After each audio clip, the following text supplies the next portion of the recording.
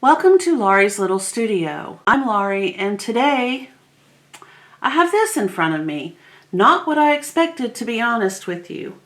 My week has been a little bit slow. I've had issues come up and things happen in daily life that have kind of stopped me in my tracks on my quilting project.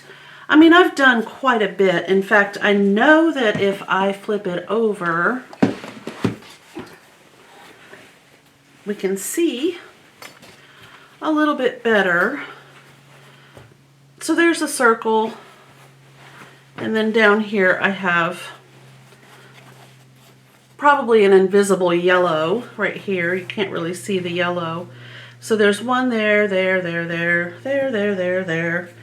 You know, they're just kind of scattered, and I'm just basically doing the circles as I have time. There's one. So basically what is happening is I'm going to just continue with my little quilting project, but it will of course be off camera. I'm not going to just sit here and quilt circles on camera. That would be silly. So I started thinking, well, what can I do so that I can provide you with maybe some inspiration? And I think I have an idea. This right here, of course, is a printed out version of the John James Needles Guide. And the reason I printed this out is because I was ordering hand sewing needles a few days ago that I've talked about in this video that you guys aren't going to see until I finish, obviously. But I did want to kind of mention some of the things that will be in this needles guide. I do need to stitch this, so I should go ahead and do that. So we're going to talk about some of these needles and their purposes and why they might be better to use on certain projects. And then I thought, okay, so what holiday do we have coming up? And the only one I can think of is Mother's Day in the United States. I think some countries have already experienced Mother's Day. I'm not sure. Let me check.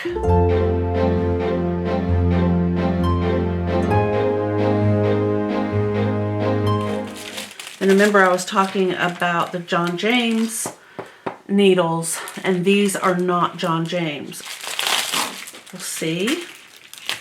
I've never used them before, but this is what they look like. Bowen needles. These are made in France. John James are made in England. So I feel like they should be about the same quality. Maybe they're better, I don't know. These are 39 needles that range in size from 3 to 9.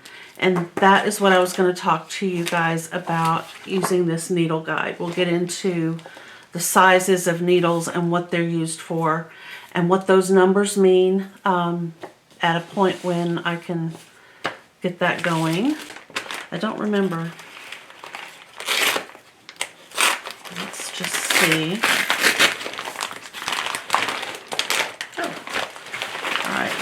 So I like to use these iron-on transfers on my t-shirts, and I've had some on my t-shirts for, well, to be honest, not very long, but I wear my shirts like all the time. So they kind of wore out, and I'm going to replace them with these pretty rose designs. These are all Amazon purchases, and I am not in any way affiliated with any one of these companies at all. Oh, yeah, okay. So you guys know how much starch I use. Like every single time I get fabric, I have to spray the fabric, especially cotton, with a whole lot. And I normally use Faultless in some form or fashion.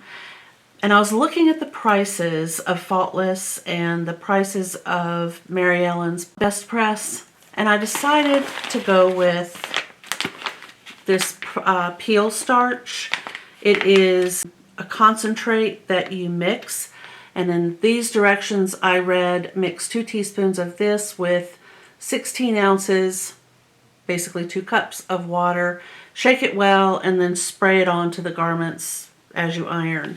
As it says garments, I'm going to use that as fabric. It also can be used in your washing machine. I'm not going to do that. It can be used for ironing, which I will be doing. If you add 1 part of this peel starch to 10 parts of water and soak your crochet or quilt projects in that and then air dry, that might be super nice. And then maybe for your fabric, and that might be something I do try. And then you can also use it for painting, for Play-Doh, and for paper mache. I will try to remember to pop the info, the link for this, in the description box below this video, and I'll do the same thing for these Bowen needles and my iron-on transfers. And this, so I have these nails today, the little daisies. They're very long, and I thought that they were short, but they were not. They're super long. I don't know if I'm going to be able to get used to them.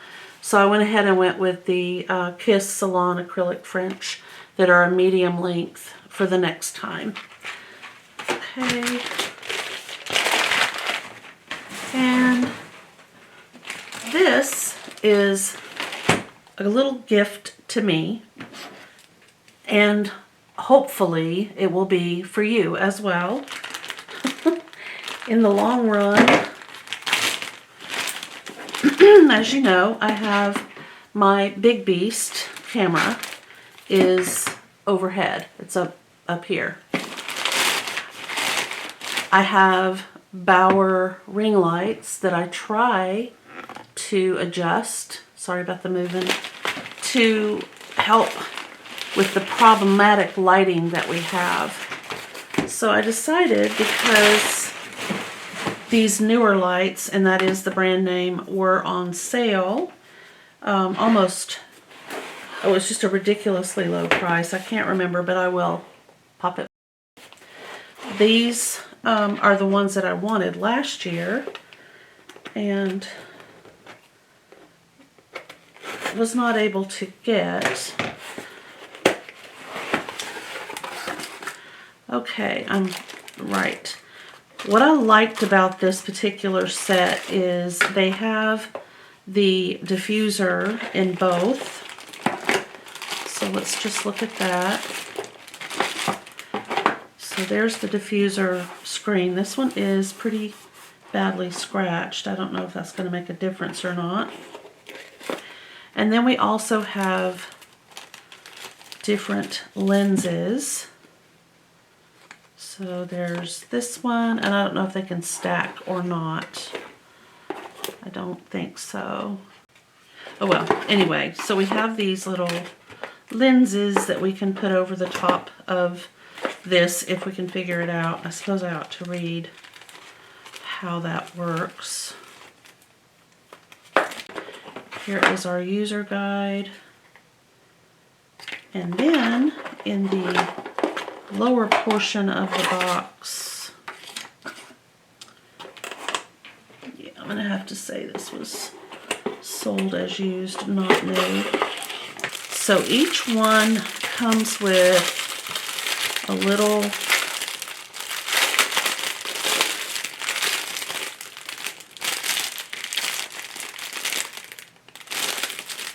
tripod. I feel it, here it is. Okay, weird. Okay, feels pretty sturdy. And then you just simply put this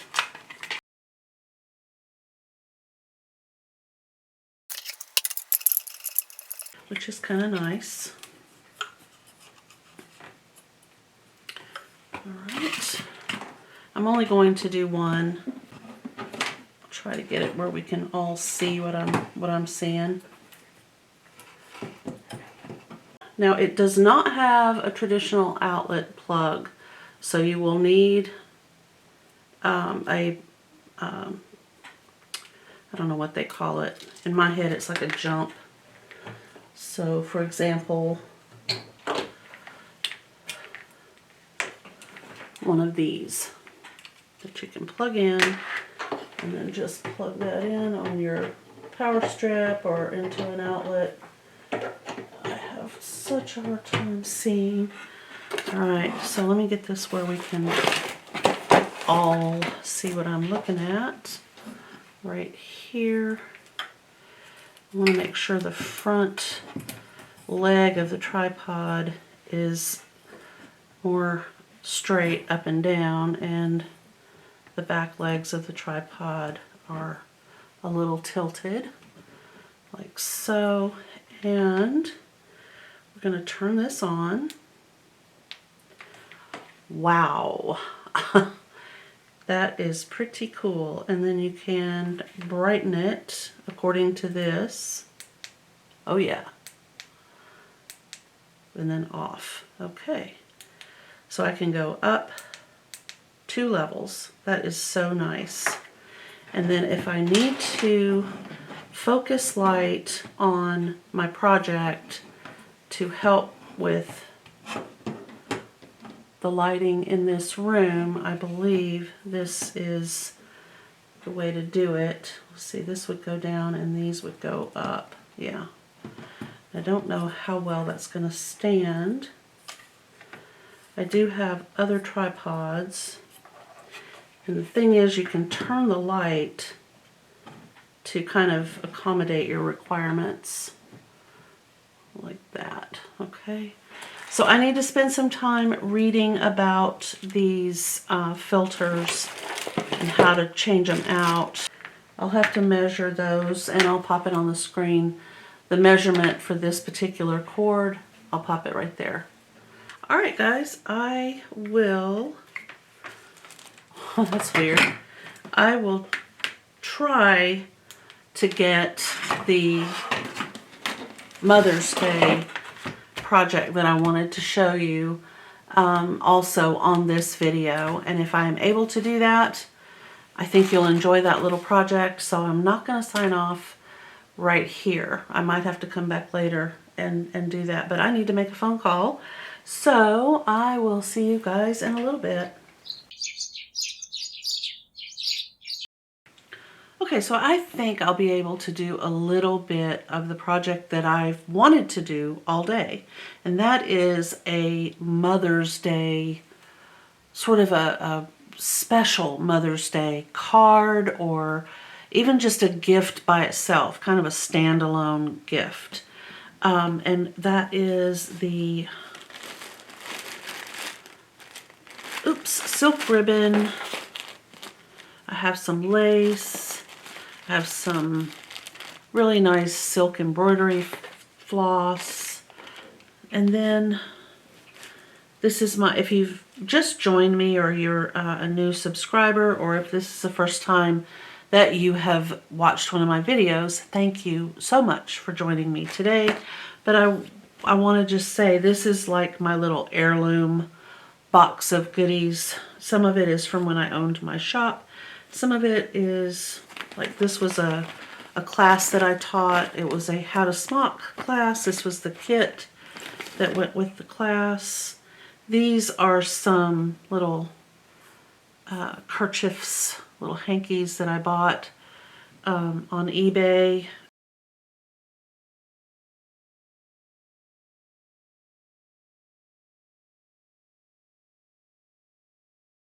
Okay, this is what I was looking for right here. This is silk ribbon. I have more silk ribbon over here.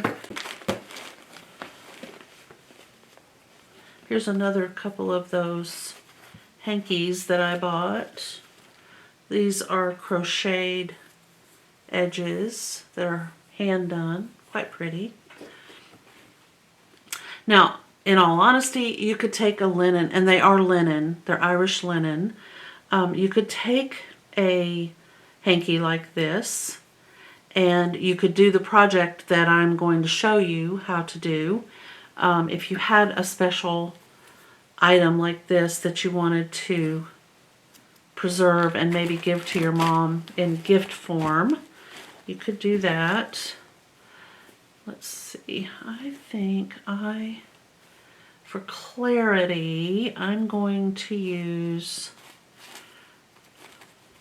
a bit of this silk dupioni, and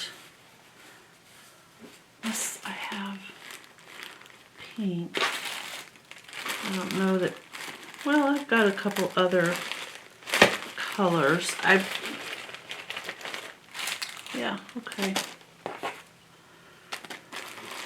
I have blue and green, so I think I will use the silk dupioni, and that'll kind of show up good. You'll be able to see it. So let's get that out. I'm going to cut a small piece. Now what you're going to want is, if you're doing this to apply to a card, you're going to want to know what size card you've got, and you could actually use watercolor paper. I would not try to do this on, say, cardstock or even this. This is too flimsy. I'm going to cut this with my pinking shears, and I'm just going to cut a piece of fabric, not being too precise.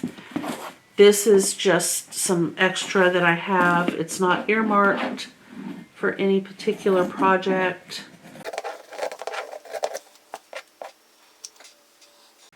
And of course, silk dupioni is absolutely gorgeous.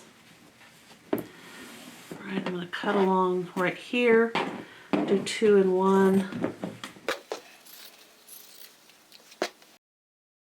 Final edge right here. Now I know that mine is bigger than a card. I'm doing mine this size so that you guys can see what I'm working on. And I'm going to need an embroidery hoop. So I'll go grab that. Okay, so here's a hoop.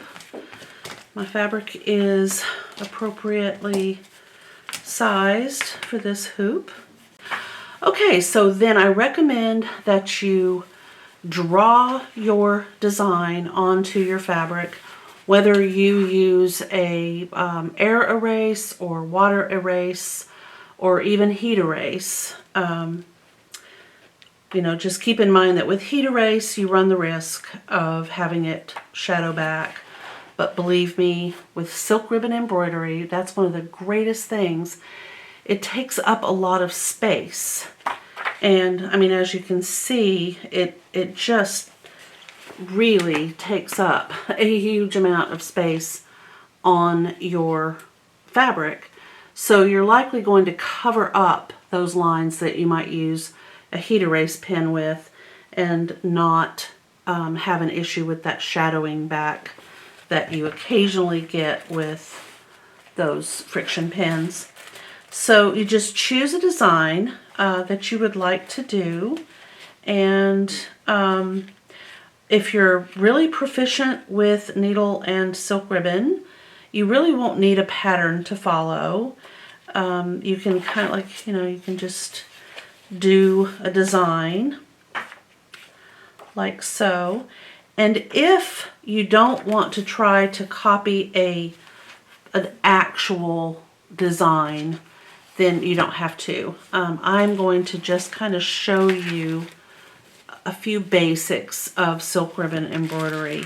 First of all, silk ribbon is very easy to work with, and it will go through fabric. It kind of looks like, how in the world would you get this?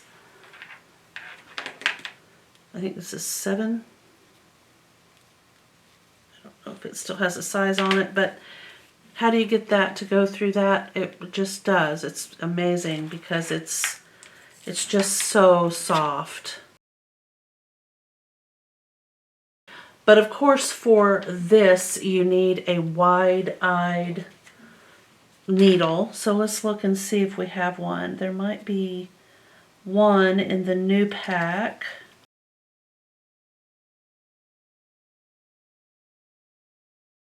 Yeah, I really wanted the pod, but it was not, shipping was ridiculous. It was like $17, and it wasn't going to arrive for quite some time.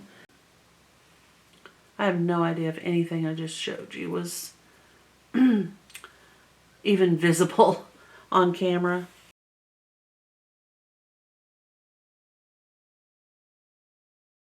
I will go ahead and just tie another knot.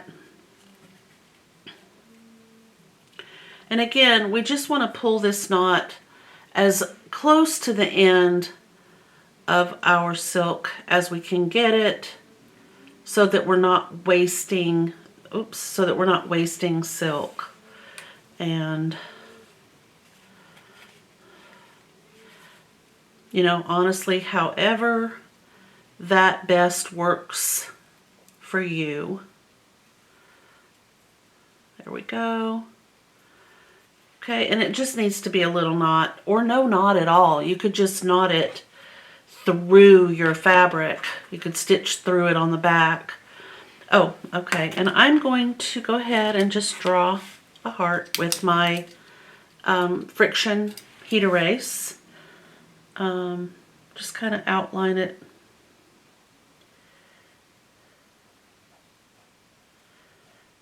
It doesn't have to be huge.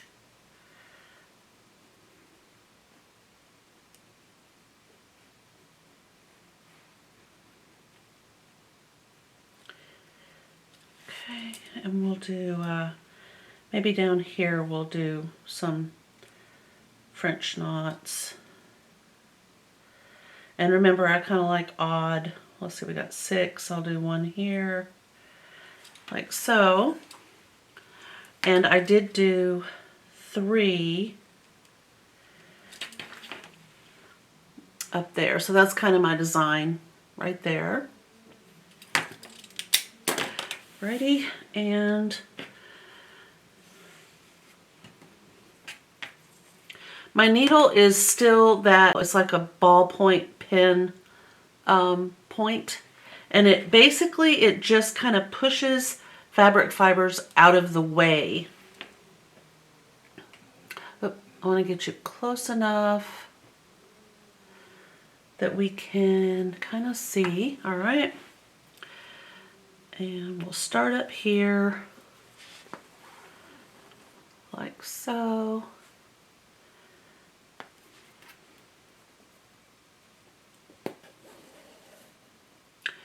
And this is where you have the option to straighten out your ribbon if you want to.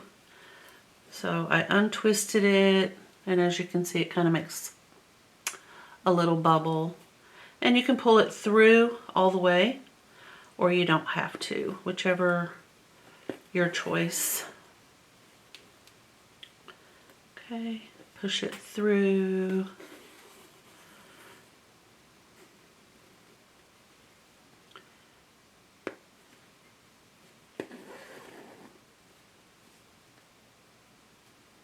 And see how I'm just kind of going right back where I started.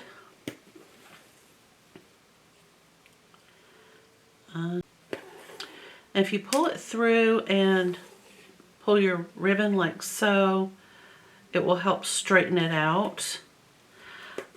For me, I don't worry about that because that's just not my aesthetic. I kind of prefer the random wildness of the way these typically just do by themselves.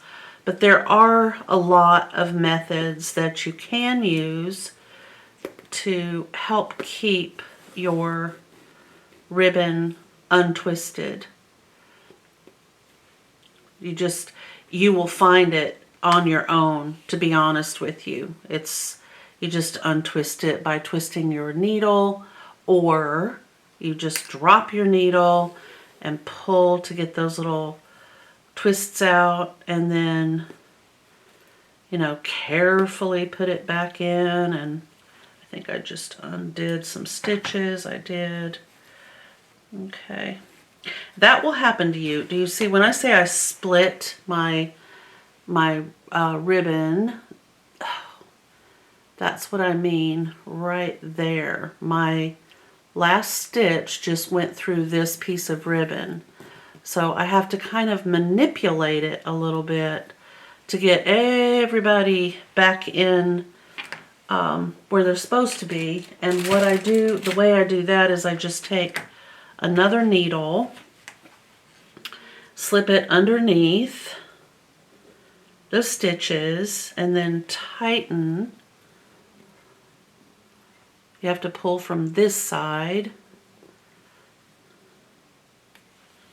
and then flip it over and pull from this side, and you'll see if you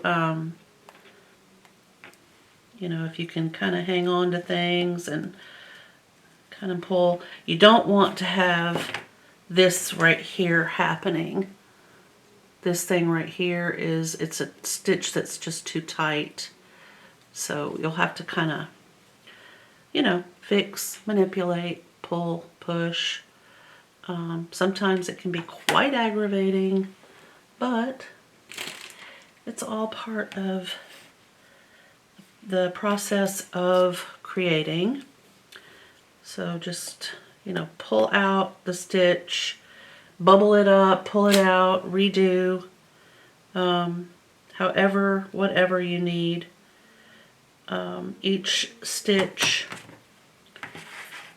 will be a little different with silk ribbon, and that's fine. Okay, I'm going underneath the last stitch right here, and I'm going to kind of loosen it from the back and then try to pull. Well, if I can't, then I'm going to leave it like it is. Yeah, okay, I'm happy. They all look the same on the front now, so I'm happy with the way that looks.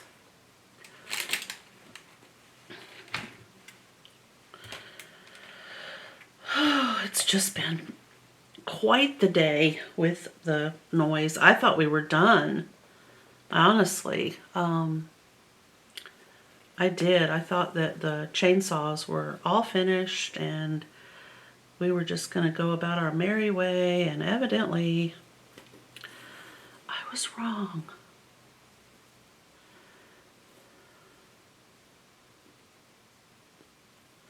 Okay. So I want you guys to feel confident in your stitching, and you know, if you are happy with how it looks, then that is really all that matters. I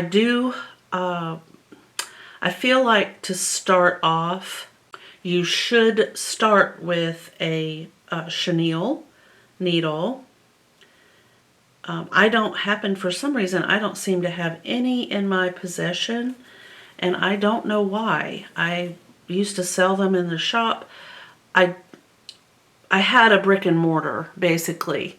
So when I say the shop, I'm referring to a shop that existed about 22, maybe 23 years ago in Kansas, and it's not an Etsy shop. It was not. I did have a website, but you know, think about a website from 20-something years ago. That was it was basically a way for me to keep up with inventory. But anyway, as I was saying, I don't know what has happened to all my chenille needles. I'm going to have to replace them, and I'm going to have to do it quickly, because if I don't, I'll forget that I said I needed to replace them. Okay, so as you can see, we'll be going all the way around.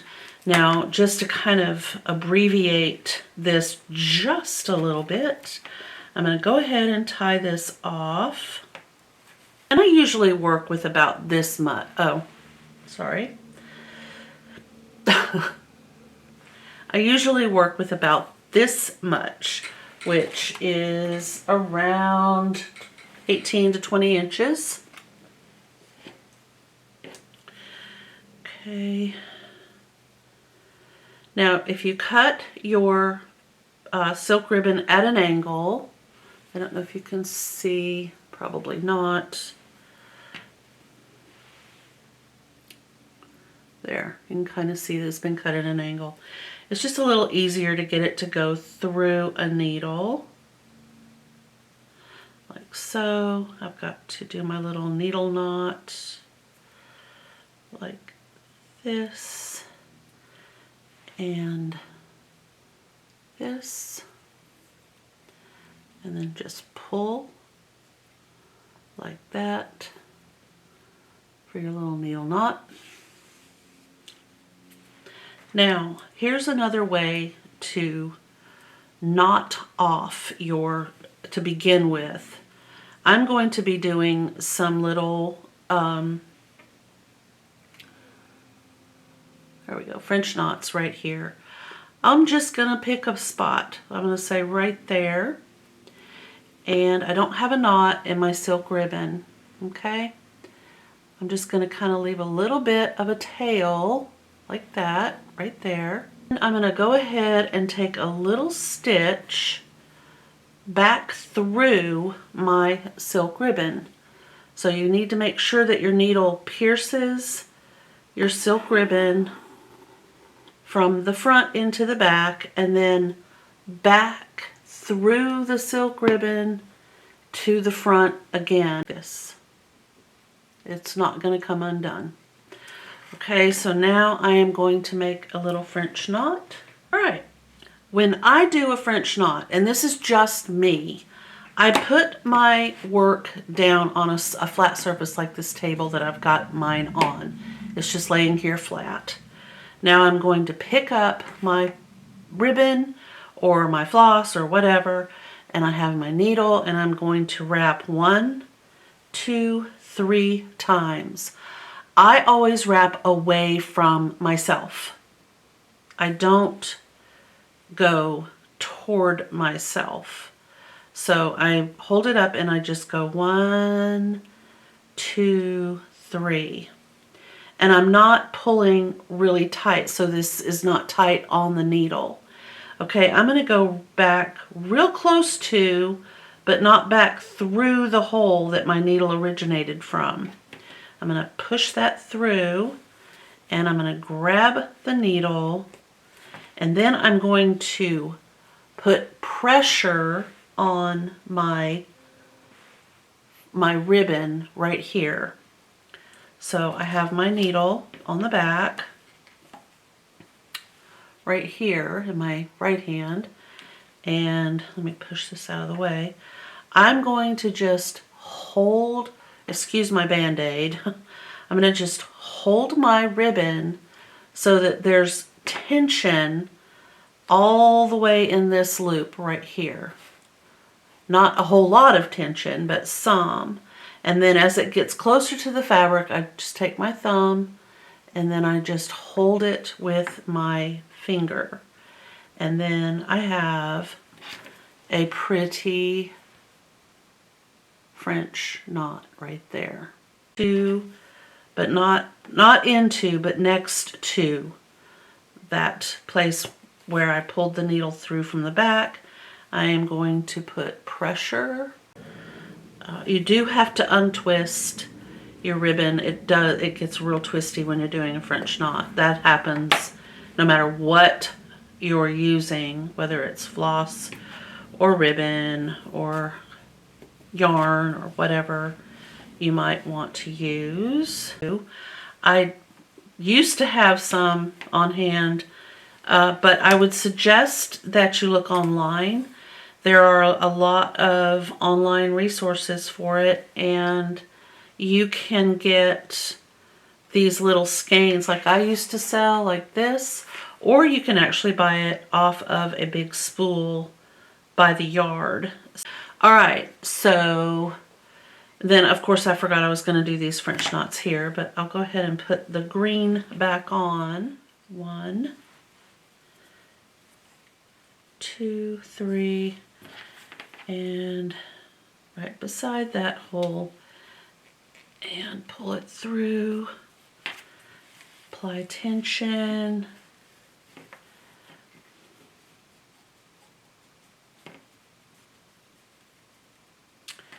And there we have, whoops, one pretty French knot right there. Okay, I would not advocate doing this, but in the interest of saving some time, I'm just going to go ahead and string my silk from the back across to where I want to go. But I don't, that's a waste of your silk ribbon. I do not suggest you do it. This is just for the camera.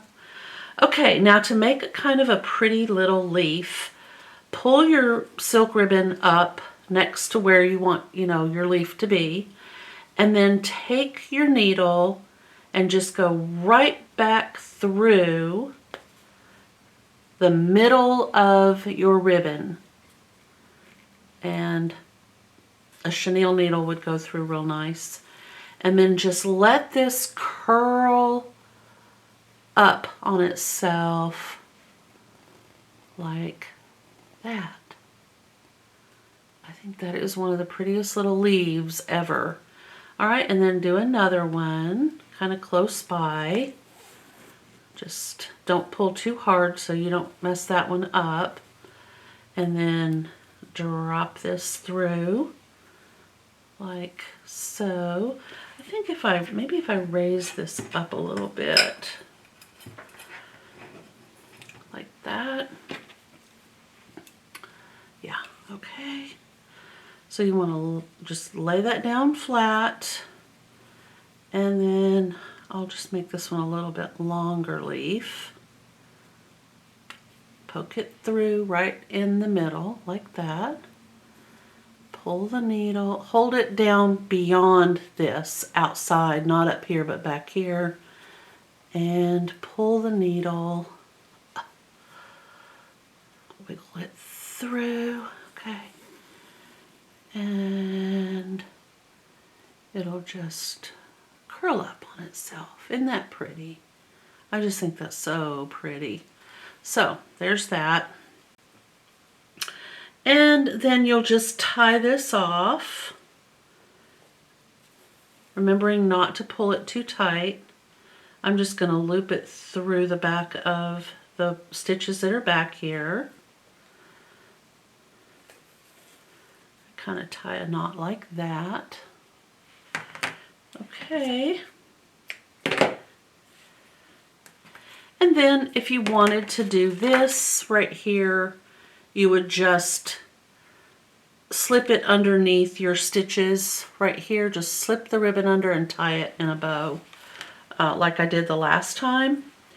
But I was hoping that I would have an opportunity to show you what I did here without all that godforsaken noise. It's later in the day, and that's why the lighting is kind of bad. Oh, more noise.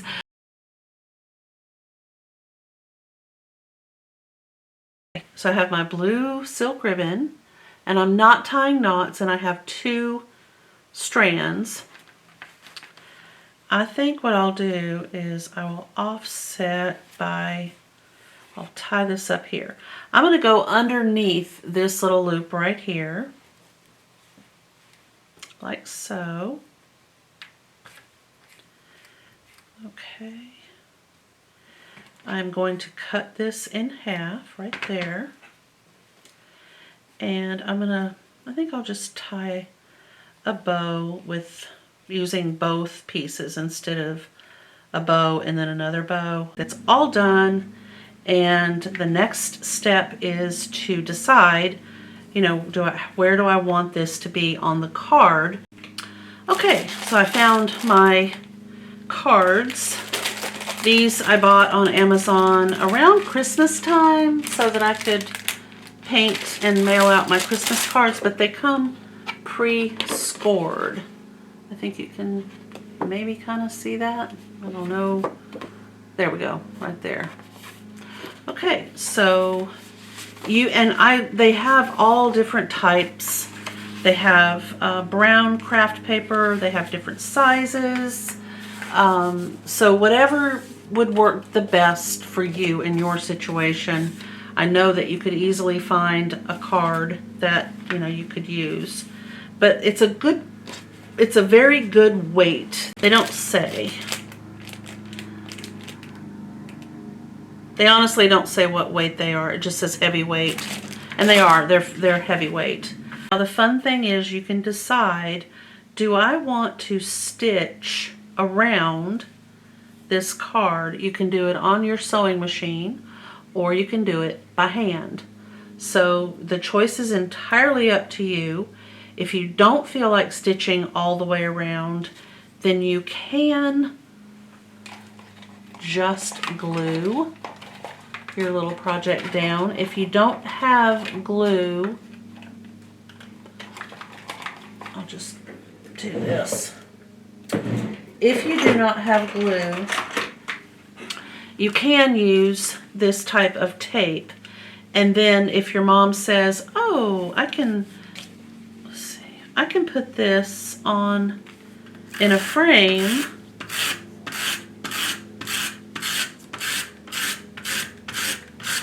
you can take it off and then, you know, mount it onto a frame. Whatever you think is the best for your mom. I do want to show you how you can trim this out. Okay, so the next step in the process after we get this pasted down is to decide how you want to, you know, kind of cover up some of your raw edges. That can be done with the pieces of leftover fabric. You could do kind of a layering effect. You could do paper, like so. And my first thought when I saw this was to take my piece of paper that I have right here and grab some watercolors and kind of do a wash of the same color that this palette is on here. The other thing, of course, is, as we talked about in other episodes, you could put some lace, you know, just have bits and bobs of lace, which I may still do. But I'm going to go grab my watercolor. I want to see what this ends up looking like. And I'll be right back. This is very strange. I appear to be missing one of my little color pods right here. What's very strange about this, it's not even open, is I don't see it in here. I had to kind of, I don't like this because I don't have a way to open it. My next bit of watercolor is going to have a clasp that will just allow me to open and close. This is just a nightmare, but I don't know where that went. Like, did it fling off into the distance somewhere? I don't know. Okay. All right, so now what I will do is I'm looking at my blues and my pinks and my greens, and I'm just going to do a wash. I'm not trying to do a design.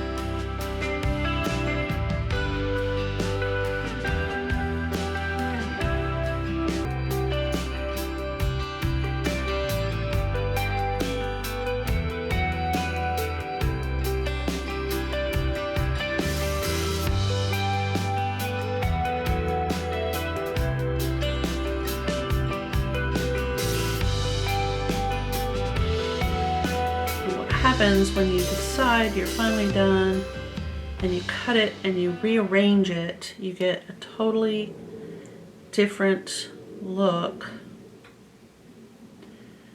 on your paper.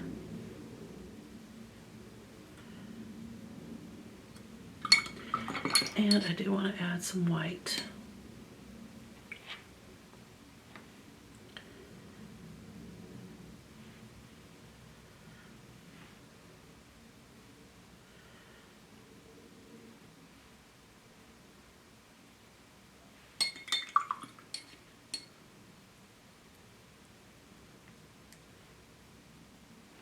Okay, so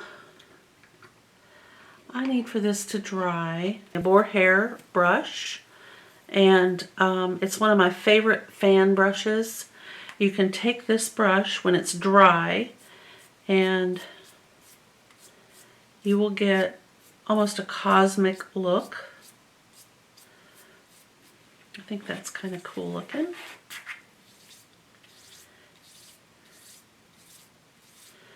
That is pretty cool.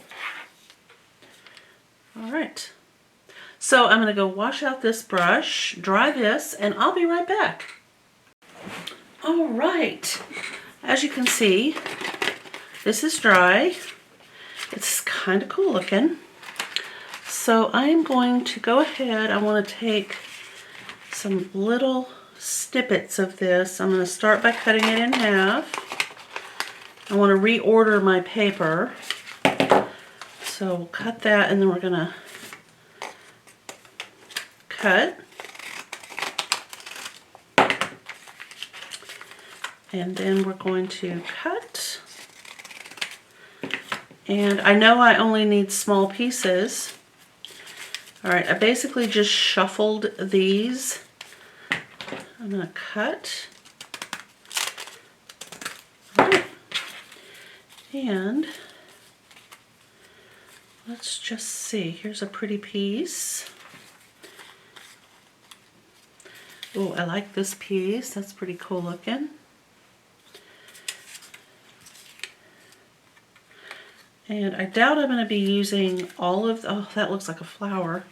I doubt I'm going to be using all of these, but I have some cute little pieces of paper now that I can add to my collection.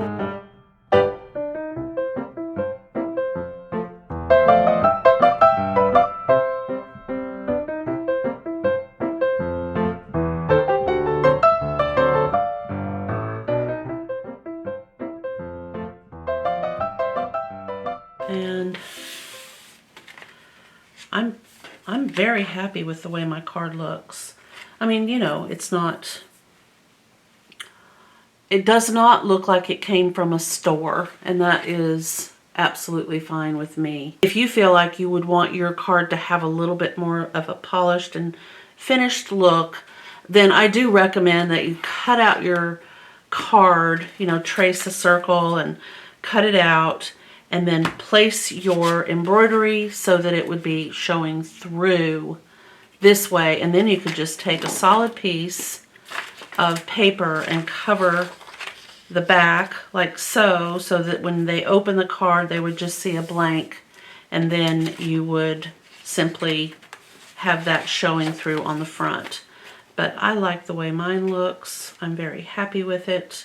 I love the embroidery. The silk embroidery is just, it adds such a wonderful dimension, and it's kind of like a feast for the eyes.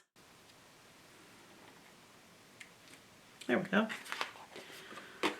Okay, so I'm just delighted with this. I think it's very pretty. It's very me.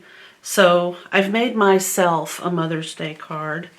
Hey, you know, there's nothing wrong with that either. I could totally write Happy Mother's Day to me, but I think what I'm going to do is write